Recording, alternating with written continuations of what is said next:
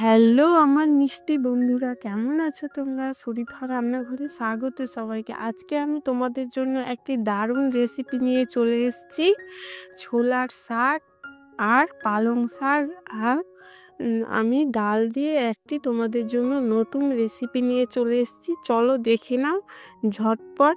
বন্ধুরা, যদি ভালো লাগে অবশ্যই আমার চ্যানেলটা তোমরা সাবস্ক্রাইব করতে ভুলো না, লাইক শেয়ার কমেন্ট করে দিও। চলো দেখে নাও বন্ধুরা। আমি এখানে ছোলা শাক বাড়িতেই চাষ করেছি চালনাতে। তোমরাও যদি চাও এইভাবে করে বাড়িতেই চাষ করে নিতে পারবে। এই শাক খেয়ে কোনো ক্ষতি নেই, বরঞ্চ শরীরের পক্ষে ভীষণ উপকার, কারণ এতে কোনো কেমিক্যাল দেওয়া নেই। তাই তোমরাও বাড়িতে এইভাবে করে চাষ করে নিতে পারবে। খুব অল্প সময়ের মধ্যে খুব তাড়াতাড়ি এই শাকটা বাড়িতেই তৈরি হয়ে যায়। এই যে দেখো বন্ধুরা, কি সুন্দর শাকগুলো হয়েছে। এবার আমি এই শাকগুলোকে কেটে নিচ্ছি। এই যে আমি এইভাবে করে কেটে নিচ্ছি, দেখে না।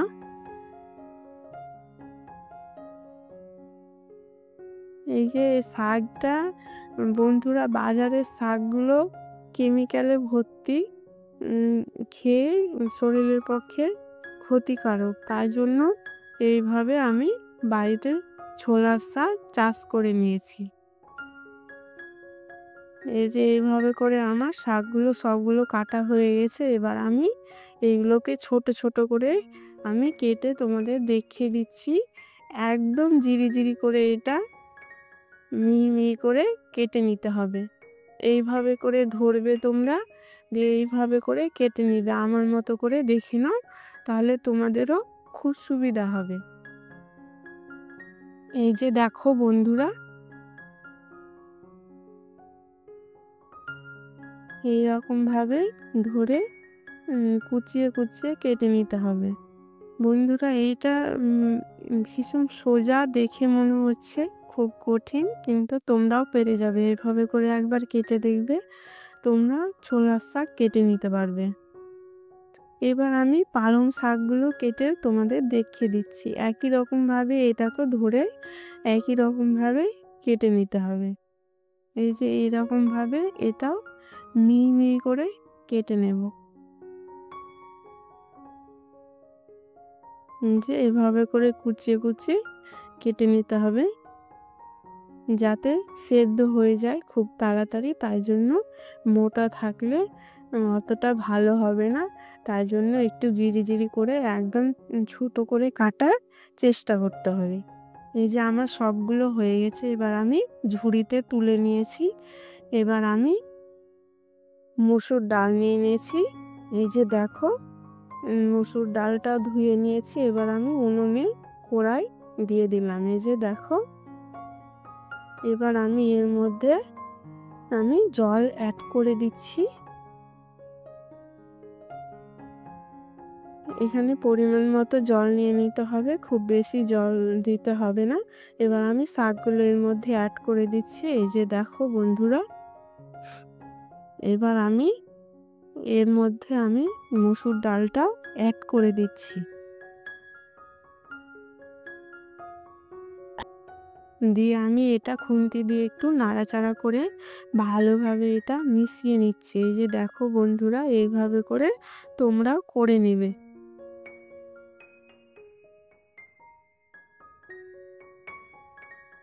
এই যে এভাবে করে এবার পরিমাণ মতো আমি এখানে লবণ অ্যাড করে দিচ্ছি।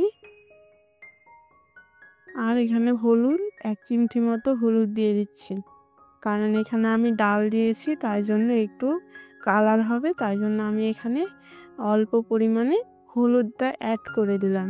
দিয়ে এভাবে ভালোভাবে খুন্তি দিয়ে নাড়াচাড়া করে আমি এখানে মিশিয়ে নিচ্ছি। এই যে দেখো বন্ধুরা, ভালোভাবে এটা মিশানো হয়েছে। এবার আমি ঢাকনা দিয়ে দিচ্ছি এর মধ্যে। 2 মিনিট পরে আমি ঢাকনা খুলে তোমাদের দেখিয়ে দিই। এই যে দেখো, শাকটা আমার ফুটে গেছে, ভালোভাবে ফুটে উঠেছে। এই যে এবার একটু আবারও খুন্তি দিয়ে একটু নাড়াচাড়া করে নেব ভালোভাবে। এই যে দেখো বন্ধুরা, এইভাবে খুন্তি দিয়ে আবার কিছুক্ষণ নাড়াচাড়া করে নিতে হবে। দিয়ে এবার আমি এর মধ্যে আবার ঢাকনাটা দিয়ে দিলাম ২ মিনিট মতো। আর এখানে আমি রসুন নিয়েছি, আদা নিয়েছি আর নিয়েছি কাঁচা লঙ্কা। এটা আমি এবার তোমাদের পেস্ট করে দেখাচ্ছি। বন্ধুরা, এখানে আমি শিলনোড়াতে পেস্ট করে নিচ্ছি। তোমরা চাইলে এখানে মিক্সার গ্রাইন্ডারও পেস্ট করে নিতে পারবে। এই যে দেখো বন্ধুরা, এগুলো আমি ভালোভাবে পেস্ট করে নিচ্ছি।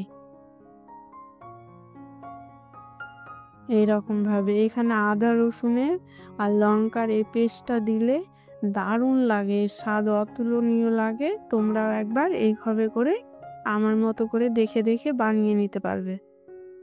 এই যে দেখো, এবার আমি আবারও ঢাকনা খুলে দেখে নিচ্ছি। এই যে দেখো বন্ধুরা, অনেকটাই সেদ্ধ হয়ে এসছে। এইটা জলটা অনেক কমে এসছে। এই যে দেখো কি সুন্দর হয়ে ভালোভাবে এটা সিদ্ধ হয়ে এসছে। আর দেখো কি সুন্দর, মানে এর মধ্যে আমি ১ চামচ মতো এইখানে আমি ১ চামচ মতো চালের গুঁড়া নিয়ে নিয়েছি। এভাবে ভালোভাবে গুলে নিতে হবে।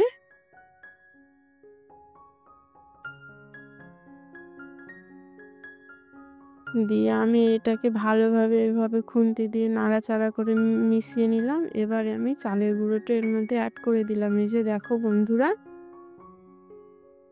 এইরকমভাবে আবার কিছুক্ষণ ভালোভাবে নাড়িয়ে মিশিয়ে নিতে হবে। আর চামচ দিয়ে এটাকে ভালোভাবে ম্যাশ করে নিতে হবে, উম যাতে শাকটা ভালোভাবে গলে যায়। তোমরা চাইলে এটা ফিকে দিয়েও এটা গলিয়ে নিতে পারবে। এই শাকটা ভালোভাবে ম্যাশ করে নিতে পারবে। আমার এখানে চামচ দিয়ে ভালোভাবে এখানে এটা ভালোভাবে আমার ফেটানো হয়ে গেল। এই যে শাকটা ভালোভাবে এটা ম্যাশ করা হয়ে গেছে আমার। দেখো বন্ধুরা, এবার এর মধ্যে জল দিয়ে দিলাম। দিয়ে আমি এটা আবারও খুন্তি দিয়ে নাড়াচাড়া করে নিচ্ছি। এই যে দেখো বন্ধুরা, এইভাবে করে দিয়ে এটা আমি একটা পাত্রে এবার আমি এটা ঢেলে রাখবো। কারণ এটা আমি এবার এর মধ্যে ফোড়ন দিয়ে দেব। তার জন্য সর্ষের তেল দিয়ে আমি এখানে ফোড়ন দিয়ে দিচ্ছি।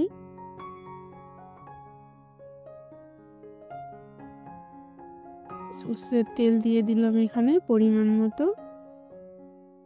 কারণ সর্ষের তেল দিয়ে এটা দারুণ লাগে, টেস্ট লাগে বেশি। পেঁয়াজ কুচি দিয়ে দিলাম আর কাঁচা লঙ্কা অ্যাড করে দিচ্ছি। কারণ কাঁচা লঙ্কা আমি এর সাথেও দিয়েছি, পেস্ট করে দিয়েছিলাম, তাই জন্য এখানে অল্প পরিমাণে কাঁচা লঙ্কা দিলাম। এবার এখানে আদা রসুনের পেস্টটাও দিয়ে দিচ্ছি। দিয়ে এটা ভালোভাবে নাড়িয়ে চাড়িয়ে, এই যে দেখো বন্ধুরা, এটা ভালোভাবে লাল করে নিতে হবে নাড়িয়ে চাড়িয়ে এইভাবে। এবার আমি এর মধ্যে শাকটা দিয়ে দিচ্ছি। এই যে দেখো, ডাল শাকটা দিয়ে দিলাম। দেখো বন্ধুরা, কি সুন্দর হয়েছে ডাল দিয়ে শাক। এইরকমভাবে তোমরাও বানিয়ে নিতে পারো। এটা খুব অল্প সময়ের মধ্যে হয়ে যায় এবং খুব খেতেও ভীষণ টেস্টি হয়।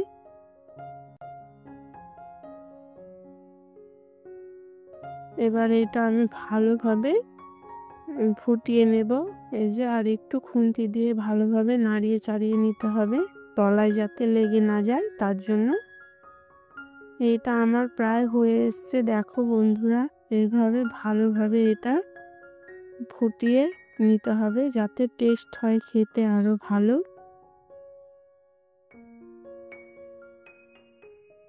আমি এখানে কাঠের উনুনেই রান্না করলাম।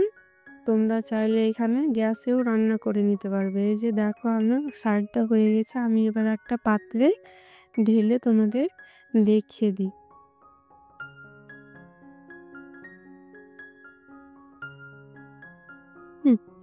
দেখো বন্ধুরা, কি সুন্দর হয়েছে আজকে আমাদের ডাল শাকের রেসিপিটা। বন্ধুরা যদি ভালো লাগে এইভাবে আমাদের ডাল শাকের রেসিপিটা বানানো, তাহলে অবশ্যই আমাদের চ্যানেলটা সাবস্ক্রাইব করতে ভুলো না, লাইক শেয়ার কমেন্ট করে দিও।